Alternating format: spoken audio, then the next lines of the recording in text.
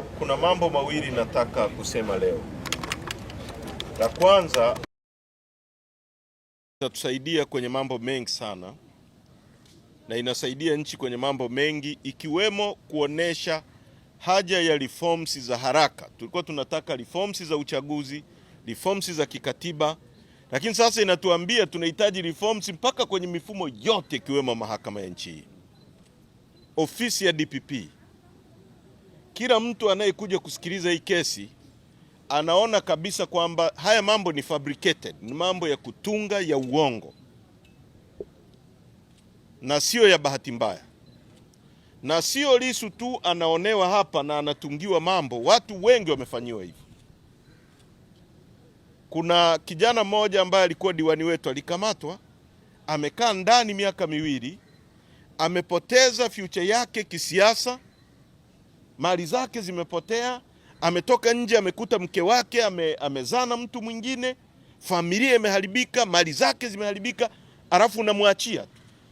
Unamlipaje huyu mtu fidia?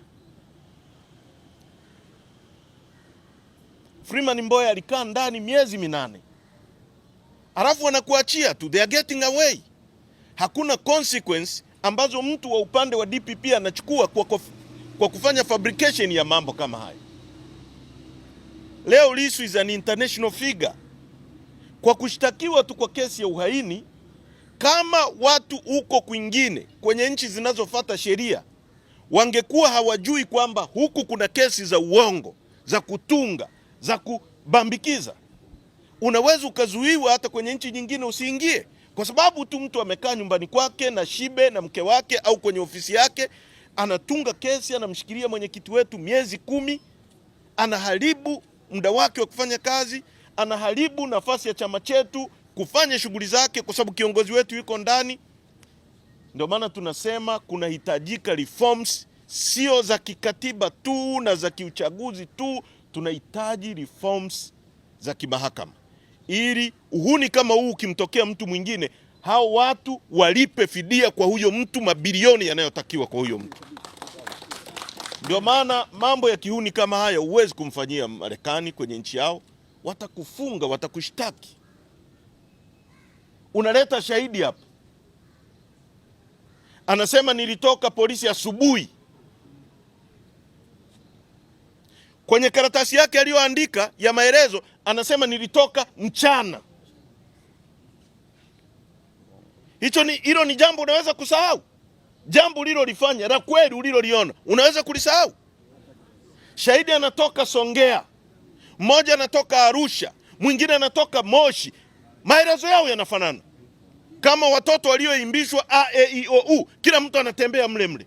We are not fools, sisi sio wajinga. Pesa za nchi yetu zinatumika kufanya ushenzi hapa. Hatutakubali, na kila mtu ambaye ataungana na hao watu kujaribu kutushambulia. Dunia ya sasa, hata nyie waandishi wa habari nawaambia, hamwezi kupika uongo, kwa sababu dunia ya sasa hii dunia ni global. Ndio maana mtu amelipwa hapo eti anafanya lobbying huko eti kujaribu kusafisha taswira. Hii dunia, simu tu nyumbani kwangu mimi nakaa na simu, narusha kitu kinaenda dunia nzima, kila mtu anaona. Naweza nikajifungia leo nikasema jambo, baada ya nusu saa liko kila sehemu. Utadanganya watu walipigwa risasi, watu wanaona, utadanganya, utasafishaje?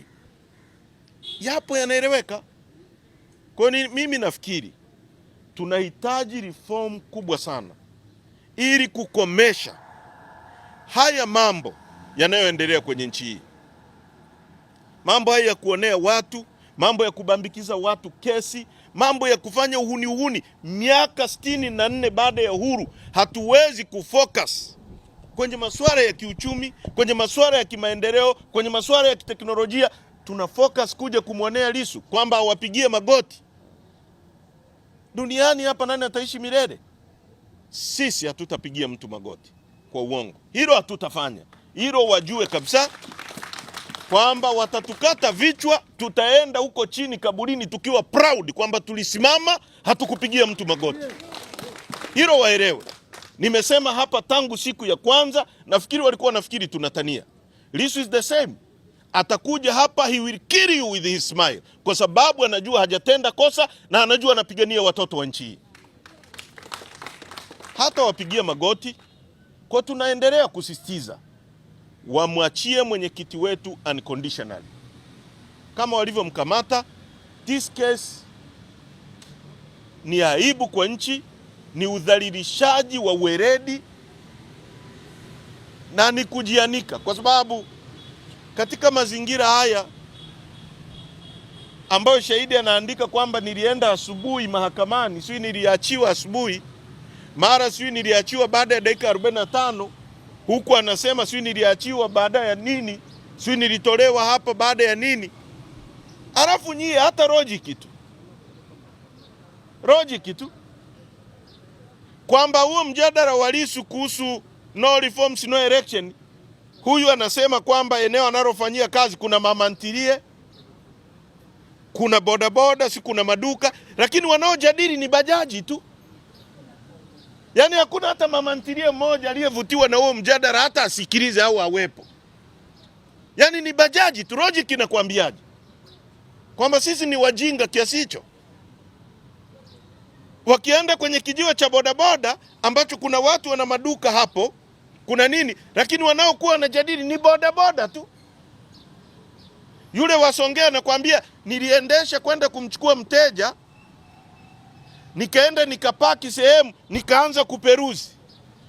Na mwingine anatoka Moshi, Arusha, naye aliendesha kwenda kuchukua mteja na yeye akapaki akaanza kuperuzi. Kwa hiyo walipigiana simu kwamba tukipaki tukuchukua mteja ndio tuanze kuperuzi. Si kama mnanielewa? Mwingine anasema simu yangu imepotea. Mwingine anasema iliibiwa. Mwingine anasema iliharibika. Ni coincidence kwamba mashahidi waliokuja kutoa ushahidi simu zao, huyo mwenye Panasonic sui ngapi, kwanza alisema Panasonic, Sony Ericsson, sui nini.